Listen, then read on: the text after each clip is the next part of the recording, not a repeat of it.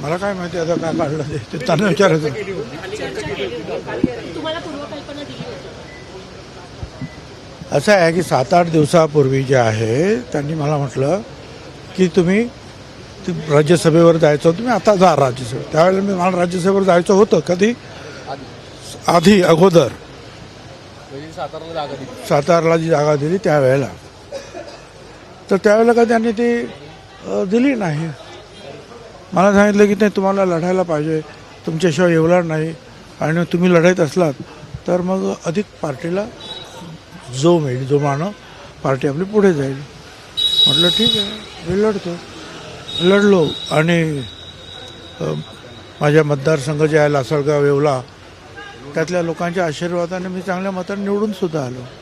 Sir, सगळ्या गोष्टीमध्ये आता दोन गोष्टी चर्चा सुरू आहे की आपल्याला राज्यसभा देणं यात आपल्याला इंटरेस्ट आहे किंवा राज्यपाल.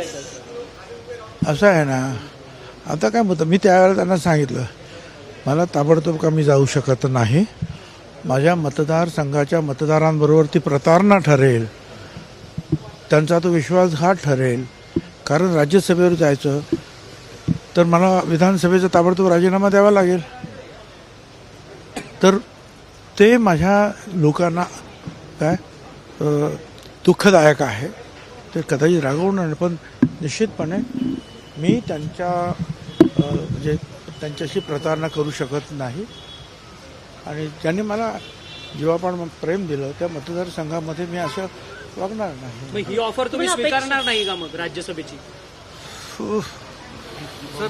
जरांगे पाटलांविरुद्ध तुम्ही लढला, जरांगे पाटलांविरुद्ध तुम्ही एक मोठं आंदोलन उभं केलं आहे ओबीसी समाजात, हे अपेक्षित होतं का तुम्हाला? अजिबात नव्हतं. बरं, पण एक हेही सांगतो, त्यावेळेला सुद्धा मी ज्यावेळेला आंदोलन मी उभं केलं नाही, मी माझ्या ओबीसीच्या मागासवर्गीय संरक्षणासाठी मैदानात आलो घरदारं जाळायला लागल्यानंतर. आणि त्यावेळेला मी अगोदर राजीनामा दिला आणि सांगितलं हा राजीनामा घ्या, मी आता लढणार आहे.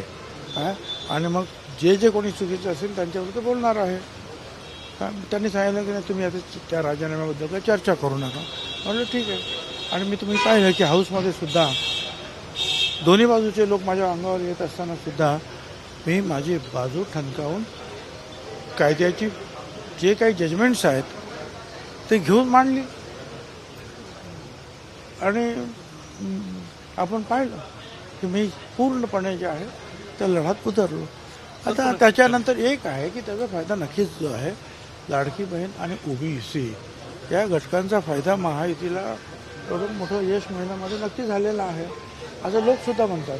आता विधानसभेत मी गेलो होतो, तिथे दोन्ही बाजूचे लोकसुद्धा तेच म्हणत होते. पण ठीक आहे, तुम्ही म्हटलं गिफ्ट भेटलं म्हणून, गिफ्ट भेटलं म्हणून कशामुळे तुम्ही आता काही वेळापूर्वी म्हणलात की हे तुम्हाला गिफ्ट मिळालं, हे ओबीसीला खरंच डोमिनेट केलं गेलं किंवा जरांगेंच्या विरोधात तुम्ही भूमिका घेतली म्हणून घेतली गेली? आता मला एक कसलं बक्षीस मिळालं तुम्ही विचारता, त्याच्यावर मी एक वाक्य उत्तर देतो. म्हटलं हो, बक्षीस मिळालं, मी काय सांगतो.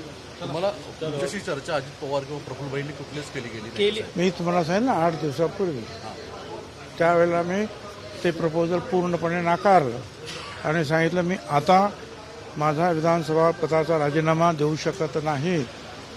ती माझ्या मतदारांची प्रतारणा ठरेल, त्यांचा विश्वासघात ठरेल. मी नाही जाणार. आता तुम्ही 1-2 वर्षानंतर आपण विचार करू त्याचा, असं मी त्यांना सांगितलं. काही चर्चा झाली का गेल्या काही तासात? नाही, त्याच्यानंतर नाशिकला रवाना होता. हो, आता काय नाशिकला बाकी लोक जरा भेटायला येणार आहेत, त्यांचे सारखे फोन चालू आहेत. हे करणार अधिवेशन अटेंड नाही करणार तुम्ही? पुढची काय भूमिका असेल? आता बघू. जहाँ नहीं चाइना वहाँ नहीं.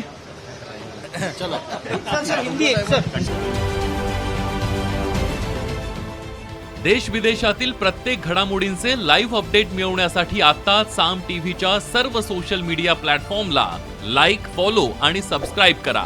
तसंच सर्व नोटिफिकेशनसाठी बेल आयकॉन प्रेस करायला विसरू नका.